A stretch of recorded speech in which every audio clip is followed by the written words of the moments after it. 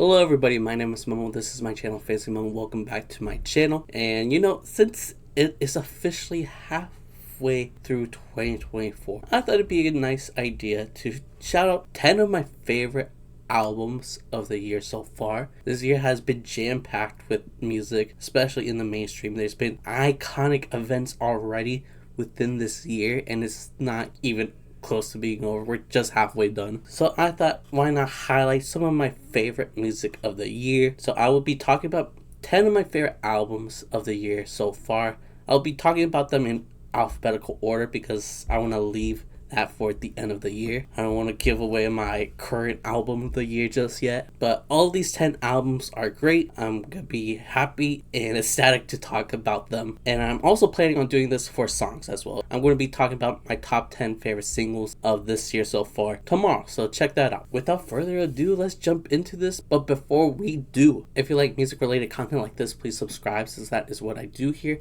And if you're already subscribed and you want more of this for some reason, check out my Instagram, Twitter, TikTok. If you're into basketball, more specifically NBA basketball, I have a basketball podcast called Above the Rim Rundown, where we run down all things NBA. I do it with a buddy of mine. It's very fun. Check it out. But yeah, let's talk about these albums again in alphabetical order. So we're gonna start off with 1999, Write the Future, and their album called Hela. Sad face, star, heart, maybe some sprinkles. It's a weird title. But yeah, this album dropped early this year, and it is from this very mysterious group called 1999, Write the Future. I really don't know who is involved, if there's any vocalists from this group. I'm assuming they're just curators, but maybe they're also producers. Either or, this is a great album, and this is an album coming from the 88 Rising camp. So if you're not familiar with them, they are the ones that have Rich Brian on the roster, Joji, Nicki. There was a lot of 88 Rising representation on this album. Not Nicki, or Joji actually. Rich Brian is on here a few times. Warren Hugh. This is a seriously impressive rap album, but it's also kind of more than just a rap album because they implement some jazz, some pop, some metal as well, and implement a lot of interesting and cool features like Ghostface Killah, Smino, Kuko, Westside Gun, Conway the Machine, Busta Rhymes, Idris, Del the Funky Homo Sapien, Pos from De La Soul, Offset, and a lot more. There's so many artists involved within this album, so many producers as well. I know that Red Veil has a producing credit, so does Bad Bad Not Good. I'm looking at the track list right now, and they got Amari on here. They got Rick Ross on here. This is a star-studded lineup of artists all coming together to make one of the most interesting and quirky rap albums I've heard in a bit. It is a very unique project. It feels more like a mixtape than anything else, again because of how diverse the genre blending is, because it's not just rap. There's some bedroom pop implements in there, jazz, rap, some boom bap, hip hop. It's a very creative album. It's a fun listen. It's long, at least in my opinion. It's kind of long, but I guarantee you there's gonna be a lot of songs here that you will enjoy, that you will like. Probably not all, like there's still a few tracks here that I feel like are duds, but still, this is a fun listen. One of the most unique albums I've listened to in a bit, and will most likely make it to my top 50 list at the end of the year.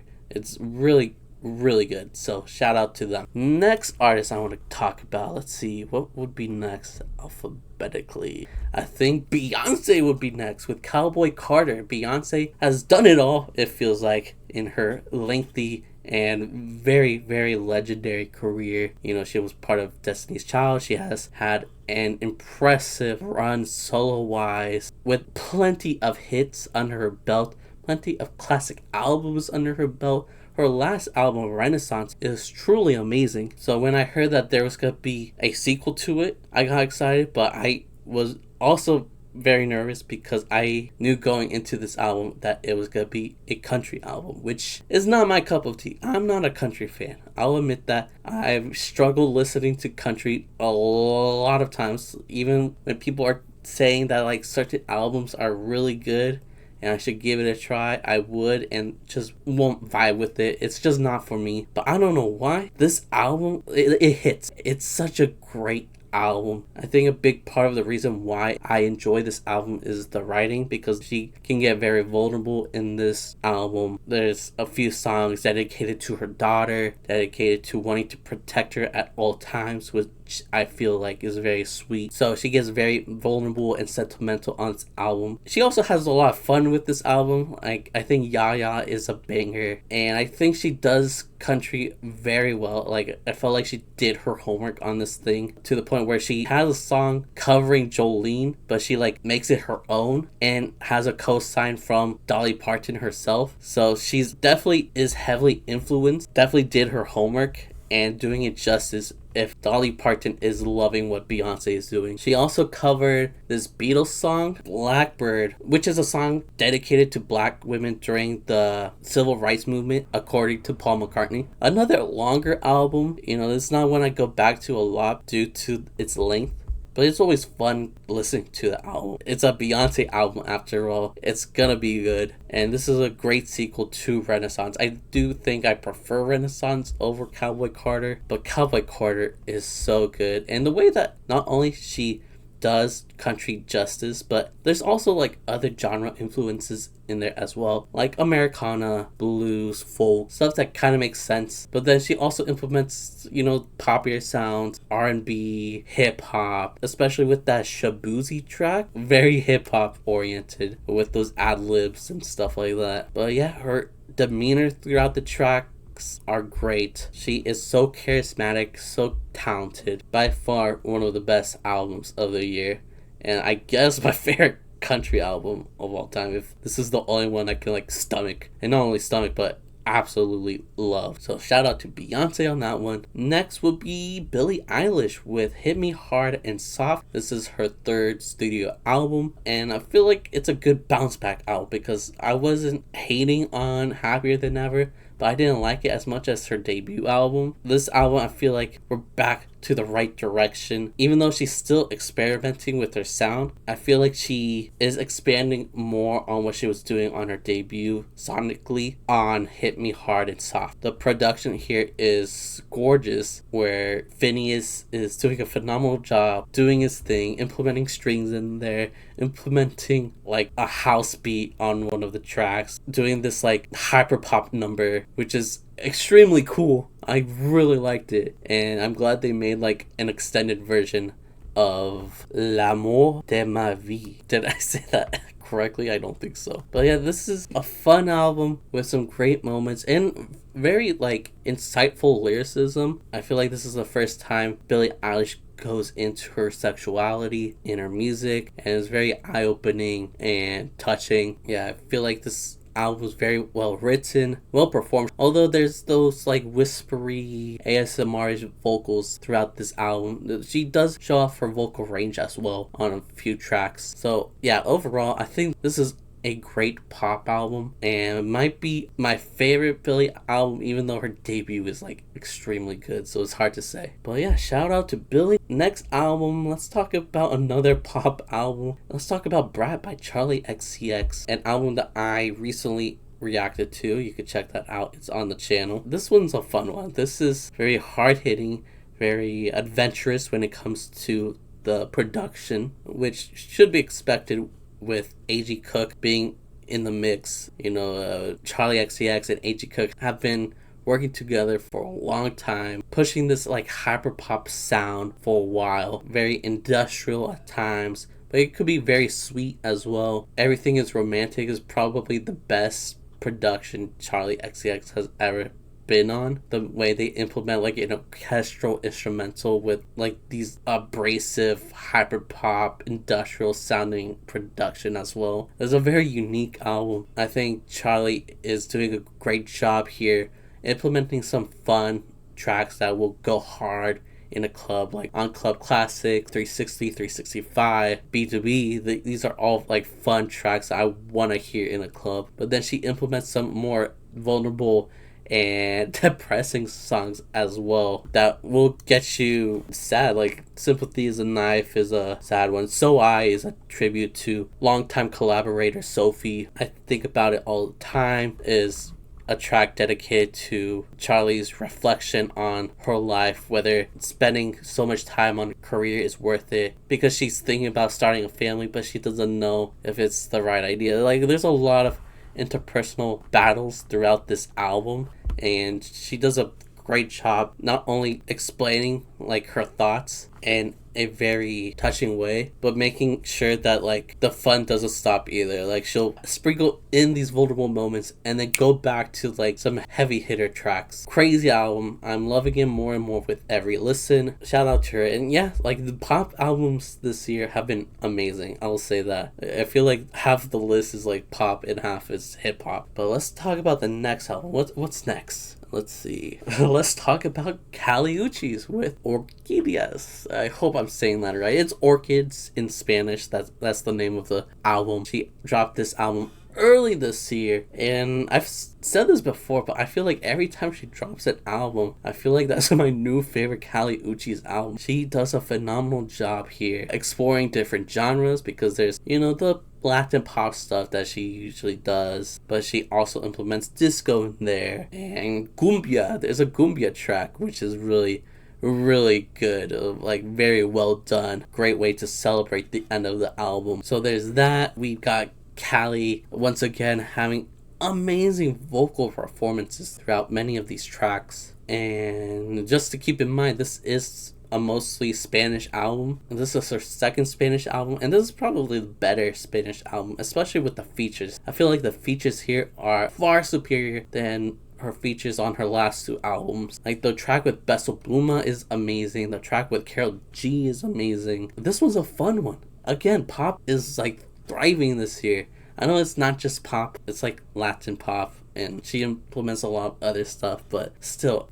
this is great. This is fun. The women are carrying this year for sure. But yeah, now let's talk about NxWorries, Anderson .Paak and Knowledge with Why Lord. This is also an album that I recently reacted to. Go check out that reaction. I couldn't stop praising this album when I was reacting to it, and there's like a good reason why. This album is amazing. Anderson .Paak is always phenomenal on the vocals side of things. NxWorries did his thing with the production. The production here is some of the best I've heard all year. A very low-key, lo-fi, but then he'll hit you with some like rock-inspired electric guitars on Daydreaming, or some like, what is it called? What is it called? The one instrument in churches. It's not an organ, is it? Church piano thing name. Yeah, it's an organ. He hits you with organs. But yeah, I feel like the writing, which I didn't really talk about much on my original video, is phenomenal as well, because this is an album basically dedicated to Anderson's experience now being recently divorced, and there's a lot of like things going on in his head. You know, he's happy because he has like more love to give. He can party, he can find new people to love, find new people to have fun with. But then he's also like devastated because he, you know, lost the love of his life. And, you know, he implements like opinions from others, like his mom. Just a lot of turmoil going on due to being divorced. He's very heartbroken. As much as he comes across as charismatic and fun-loving on some tracks, on most of the album he is definitely heartbroken, and at times sounded like is a destroyed man. So yeah, this is a wild album, a very heartbreaking listen at times, but yeah, it's still a beautiful listen at the same time, so I highly recommend it. I believe next would be Richie with the T, with his new soul album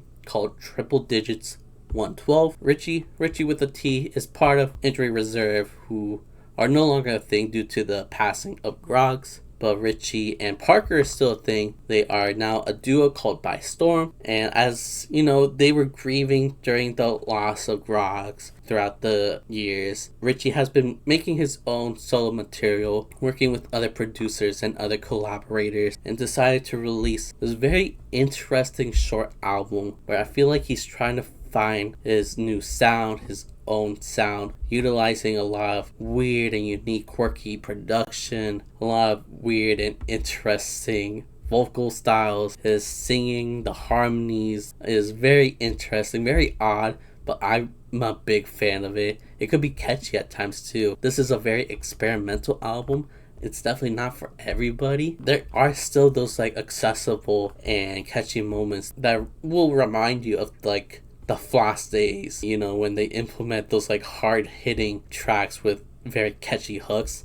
We kind of still get a little bit of that on Triple Digits. But yeah, I just wish this album was a little longer. Some of the tracks here are very short, and I felt like there's some good ideas, but they could have been expanded more. Either way, it's such a unique rap album, and I can't wait to see what else he does in the future. Alright, next will be Schoolboy Q with Blue Lips, another phenomenal rap album released this year. I actually did a reaction video for this album, so if you want to check that out, check that out. It's a fun listen. It's not as abrasive, chaotic, in your face as past Schoolboy Q albums. It's a very mature listen. It's a very somber listen, and I think Schoolboy Q is still rapping very well, talking about topics that he's talked about in his past, like raising his daughter. He raps about like his youth, but I don't know, I feel like he just goes in a little more deeper with this album, talking about drug addictions and how he lost friends due to that, talking about how his mother is a veteran, but because the US don't care about their veterans enough, she was sent to live in poverty and in horrible environments that ended up affecting Schoolboy Q negatively growing up. There's a lot to unpack within this album.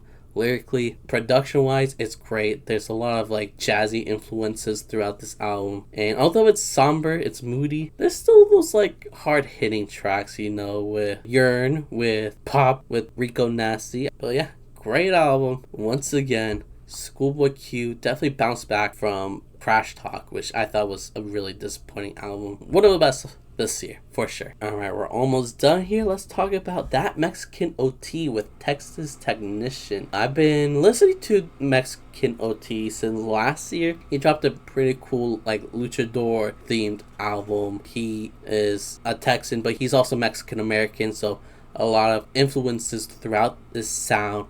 It's definitely southern hip-hop, but Mexican music is definitely influencing his sound as well, to the point where like his ad-libs are straight up gritos, and I love that. I think it's really cool. And although I saw the potential on his album from last year, I think Texas Technician is where he truly shines, because it's just straight up fun, hard-hitting with bangers after bangers. He does delve into some personal and vulnerable moments as well. He does sing a little bit, which was one of my complaints with his last album, but in this album it's a lot better. His singing sounds really good here. The lyrics aren't very substantive, nothing to write home about, but it's fun, it's hard-hitting. The features here are fine. They don't overshadow Mexican OT at all, but I kind of wish they impacted the album a bit more. But if you want like hard-hitting southern hip-hop, this is the way to go. Like, this is a fun album, a very fun album that I highly recommend. And we're almost done, because